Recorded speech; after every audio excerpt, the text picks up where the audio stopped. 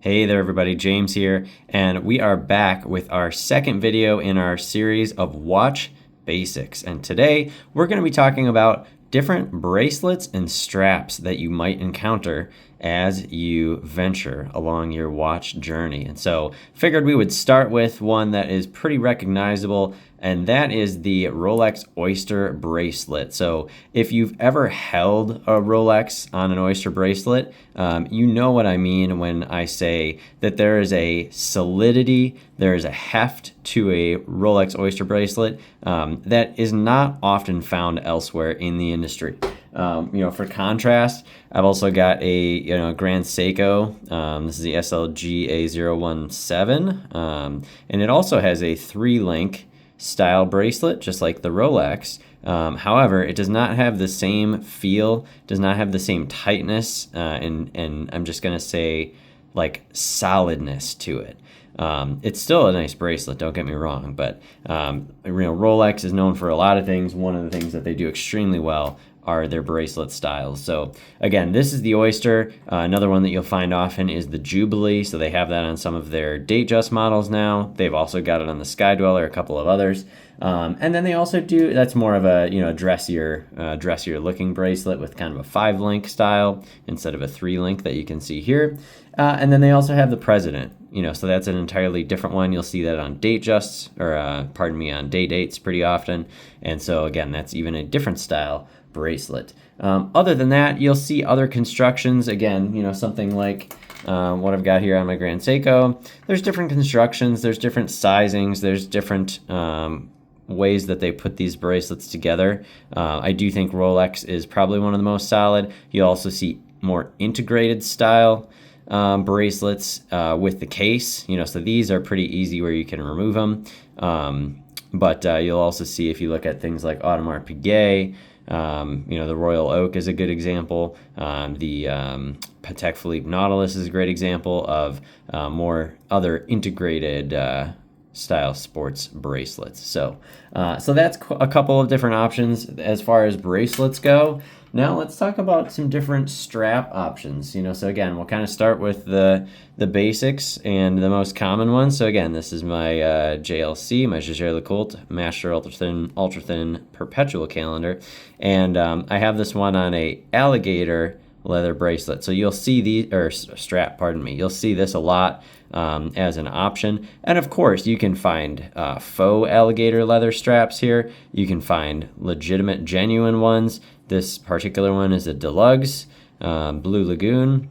And most of them, you can get them with different materials. You can get them with different animal stitching. So alligator is common, ostrich is common. There's plenty of other ones out there as well, but very often it'll look kind of like this. So you have your whatever style it is. You can have like lizard style straps as well. So it'll just be, you'll see the texture. It'll have stitching here on the sides typically, and then your strap holes or your pin buckle holes there.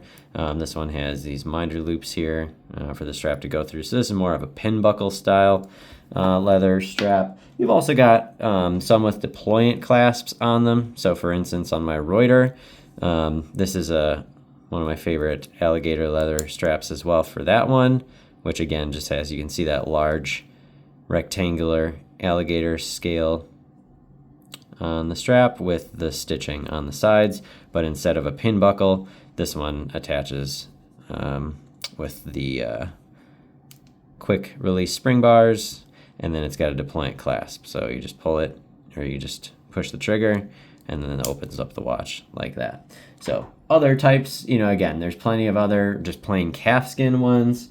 Something like this, again, is just another Deluxe that kind of has it's just a calfskin leather strap with a crosshatch kind of pattern on it. So, and it's nice to have some different accessory straps because you can always change these out. Put them on, it gives them a different look. Sometimes you think you need a new watch, and it's actually equally as fun to just change out the strap or the bracelet that you're using, because it can give the watch a totally different look.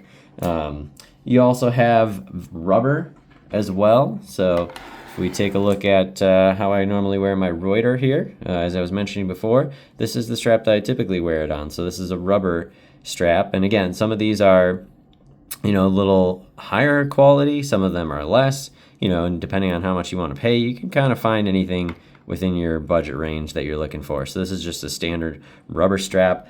You also have things like, more vulcanized rubber, so a little higher quality. So this is actually my rubber bee inserts that I use for my Sky Dweller. So this is actually one of my favorite ways to wear this watch is on the rubber bee, and that's because it has an integrated style to it. So if you've never seen rubber bee on a watch, especially with Rolex, AP, Patek Philippe, they do have this nice integration so that when you put the strap on the watch, it does the same thing that the bracelet does, where it just contours really nicely to the case, so it really looks like it's made for the watch. And you don't see, for instance, with this Reuter here, you can kind of see you get a gap between the strap and the watch.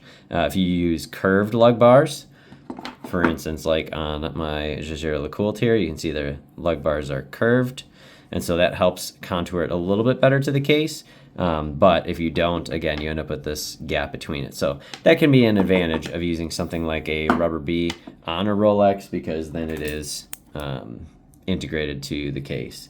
There's also things like NATO straps, which are more fabric straps, and those will actually go behind the case as well. So it just gives it a little bit of a different look. They're typically a little bit wider too, so you kind of can see them from outside of the either the case. Sometimes they'll go like extend beyond the case, or they'll be a little bit wider, but NATO straps are also another common one.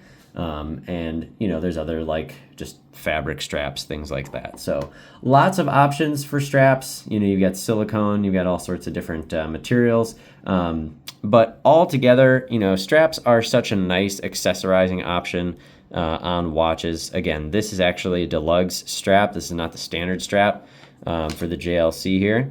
The standard strap is just a kind of a dark, almost aquamarine blue, and with the way that the lighting looks on the guilloche, I just really thought that this kind of captures the different hues of blue really nicely on this one, so I like the deluxe. So that is all I've got for you today. So again, that's a little tour of bracelets and straps. So hopefully you found something interesting, maybe gave you some other ideas and some ways you can accessorize your watch. But again, thanks for stopping by. Please like the video. Go ahead and comment, share feedback, or subscribe. And the thing that I want for you is for you to get out of watches whatever you're hoping to get out of watches, because that is the only way that you will be a satisfied collector. So thanks for stopping by the video, and I will talk to you soon. Bye-bye.